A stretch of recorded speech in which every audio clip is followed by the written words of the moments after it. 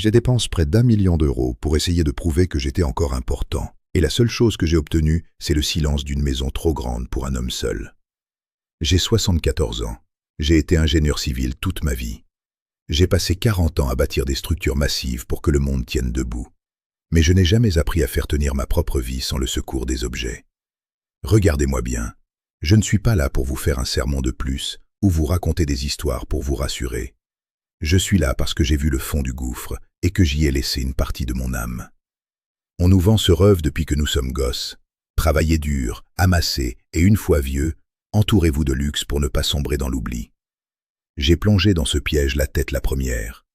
J'ai cru que ma retraite était le moment de monter en gamme, de montrer que je n'étais pas encore fini. J'ai transformé mon argent durement gagné en chaînes d'acier et en factures d'entretien. J'ai voulu acheter l'amour de mes enfants avec des mètres carrés. Je pensais que si la maison était assez belle, ils n'auraient plus d'excuses pour ne pas venir me voir. Je me suis trompé sur toute la ligne. J'ai échangé mon temps de vie restant contre du métal et de la pierre. Je me croyais puissant au sommet de ma pyramide de biens. En réalité, je n'étais qu'un vieil homme qui s'achetait des murs pour s'isoler davantage. Tout a basculé un dimanche de Pâques il y a 2 ans. J'étais assis seul au bout d'une table en chêne prévue pour 12 personnes. Le soleil de Provence inondait la pièce, mais je grelottais de solitude. C'est ce jour-là que j'ai compris que mon nouveau SUV et ma piscine chauffée n'étaient pas des récompenses, mais les barreaux de ma propre cellule. Quand j'ai pris ma retraite à 62 ans, avec ce gros chèque de départ en main, j'ai cru que c'était mon tour de briller enfin. J'étais Jean-Pierre Morel, l'ingénieur qui avait dompté le béton et l'acier pendant 40 ans sur des chantiers immenses. Je refusais de devenir ce petit vieux invisible qui compte ses pièces au supermarché. Alors j'ai choisi la fuite en avant. J'ai plongé dans ce mensonge toxique qui dit que la possession appelle le respect et que le luxe soigne la solitude. Je vivais en pilote automatique, persuade que mon autorité de père et mon importance sociale tenaient à l'épaisseur de mon carnet de chèques et à l'éclat d'une carrosserie allemande dans mon garage. J'ai acheté cette berline de sport avec une assurance hors de prix que je n'osais même pas conduire de peur d'une simple rayure.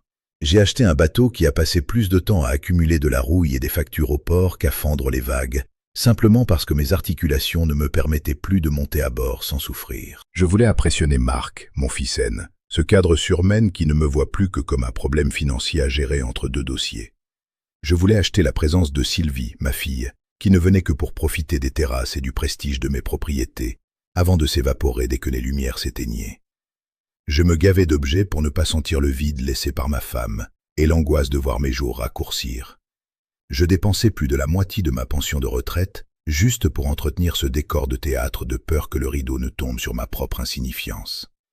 Je me privais de soins essentiels, je renonçais aux vrais échanges humains pour engraisser des paysagistes et des experts qui ne s'intéressaient qu'à mon argent.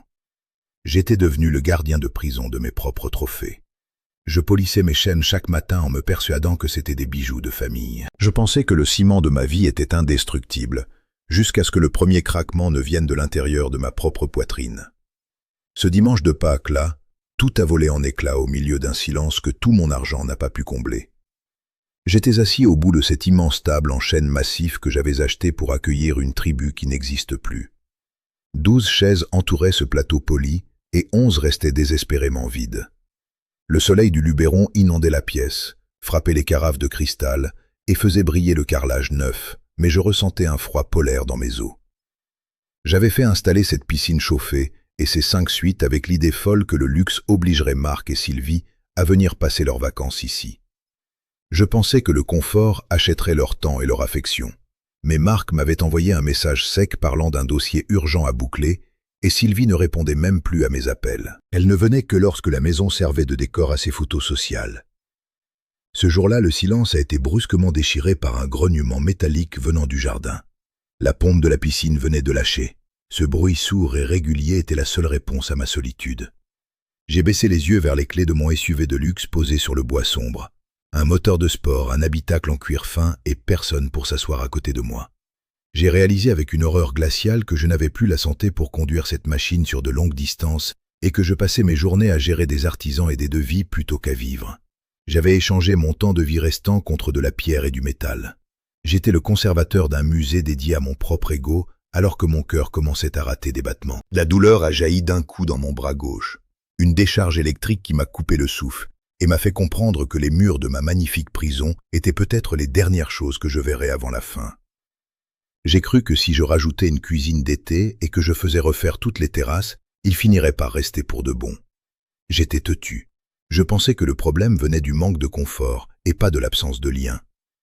J'ai vide mes derniers livrets d'épargne pour transformer ce domaine en un club de vacances prive. Marc venait de temps en temps, mais il passait son temps à critiquer mes choix financiers en regardant sa montre comme si chaque minute passée avec son vieux père était une perte de profit. Sylvie débarquait avec ses amis comme si elle entrait dans un hôtel de luxe. Elle profitait de la piscine et du bar, puis elle repartait sans même avoir débarrassé une seule assiette, en me laissant les factures de nettoyage. Je payais le traiteur, je payais le personnel de maison, et je restais là à faire de la figuration dans mon propre décor. Je m'ai racharné à entretenir ce mensonge, parce que mon orgueil de vieil ingénieur m'empêchait d'admettre la défaite. Je me disais que mon importance était liée à la taille de mon patrimoine. Plus j'accumulais de factures de prestige, plus je me sentais exister aux yeux du monde. En réalité, je me privais de soins essentiels pour mes genoux qui me faisaient souffrir le martyre, et je repoussais mes rendez-vous chez le cardiologue car je devais prioriser la revision de cette foutue voiture allemande qui prenait la poussière dans le garage. Je vivais comme un indigent, cage dans un palais, pour que les autres pensent que j'étais encore au sommet de ma gloire.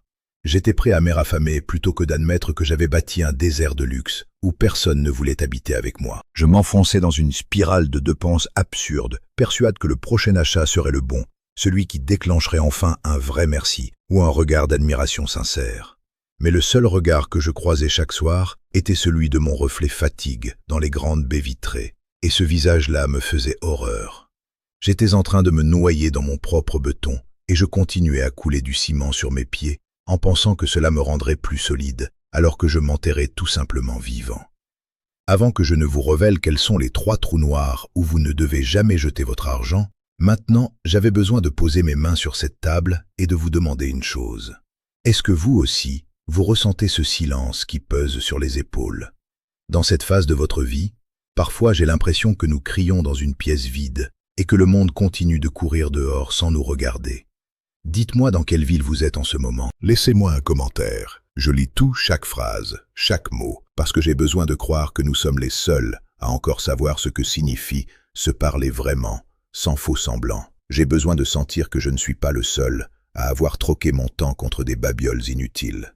Votre message, c'est comme un souffle chaud sur mes mains froides. C'est le rappel que même si j'ai bâti des murs, je peux encore atteindre quelqu'un de l'autre côté. C'est arrivé sans prévenir, juste après ce silence de Pâques. Une morsure glaciale dans le bras gauche, une pression sur mes poumons, comme si tout le béton que j'avais coulé durant ma carrière s'était déposé sur ma poitrine. Je me suis effondré sur le carrelage froid de cette cuisine qui m'avait coûté le prix d'un appartement de luxe.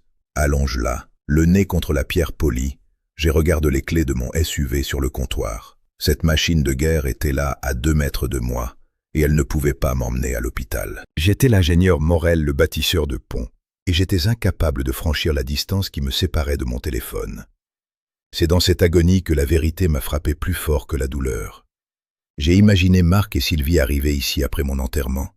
Je les ai vus non pas en larmes, mais en train de mesurer les pièces, de calculer les plus-values, de se disputer sur le prix du mètre carré dans le Luberon. J'ai compris que si je fermais les yeux ce soir, la 40 ans de labeur, de sueur et de sacrifice serait liquide en 15 jours par des héritiers prêts de transformer mon souvenir en argent liquide. J'ai senti la nausée monter. J'avais bâti un temple à mon ego, mais je n'avais plus de toit pour mon âme. Quand mon cœur a fini par se calmer, j'ai pris la décision la plus violente de ma vie. J'ai décidé de tuer le vieil homme orgueilleux avant que la mort ne s'en charge. J'ai tout mis en vente le mois suivant. Les meubles, la voiture, les souvenirs et cette maison maudite. Marc a hurlé que je perdais la tête. Sylvie a pleuré sur son héritage perdu. Ils n'ont pas compris que je n'étais pas en train de vendre des briques, mais que j'étais en train de racheter ma liberté avant que le sablier ne soit vide. Je suis parti pour Lyon dans un 3 pièces où il n'y a plus de place pour les fantômes de la consommation. J'ai enfin compris que la paix ne se calcule pas en mètres carrés, mais en battements de cœur tranquilles. Mais cette paix a appris que la plupart d'entre vous ne sont pas encore prêts à payer, car vous ne voyez pas encore le monstre qui dévore votre retraite sous vos yeux. Écoutez-moi bien, parce que ce que je vais vous dire est le fruit d'une douleur que je ne souhaite à personne. La première vérité que j'ai apprise à mes dépenses, c'est que tout ce que vous achetez et qui nécessite un mécanicien, un paysagiste ou un expert est une ancre qui vous tire vers le fond. Après 60 ans, votre énergie est votre ressource la plus précieuse. Je passe mes meilleures années de retraite à surveiller des chantiers de rénovation et à me disputer avec des artisans pour une fuite de piscine ou une tuile cassée. J'étais devenu l'esclave de mes propres briques. Ne devenez pas le gardien de vos objets. Achetez de la liberté, pas des responsabilités matérielles qui vous épuisent avant même que la journée ne commence. Votre temps doit servir à vivre, pas à gérer l'entretien d'un patrimoine qui vous dévore de l'intérieur. Ensuite, parlons de ce trophée de Lego qui dort dans tant de garages. Cette voiture de luxe dont j'étais si fier. C'est un piège à ras d'or. Dès que vous sortez du concessionnaire, vous avez déjà perdu des milliers d'euros.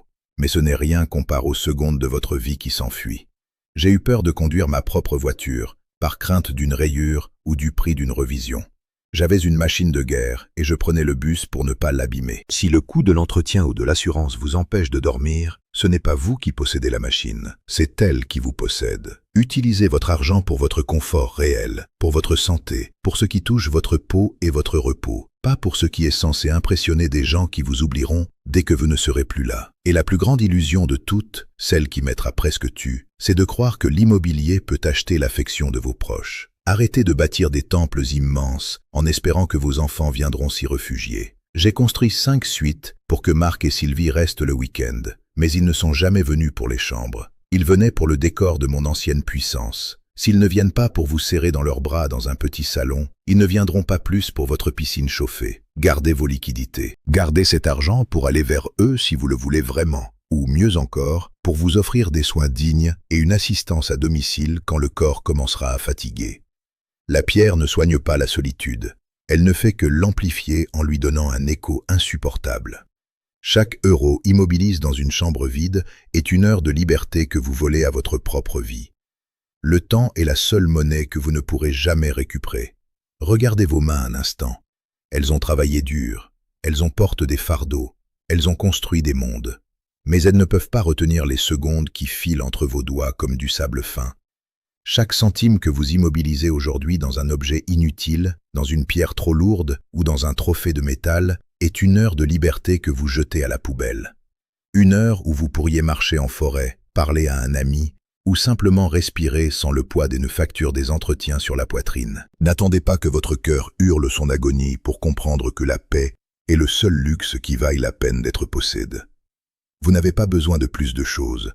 Vous avez besoin de silence, de vérité, et de liens qui ne se vendent pas chez un concessionnaire.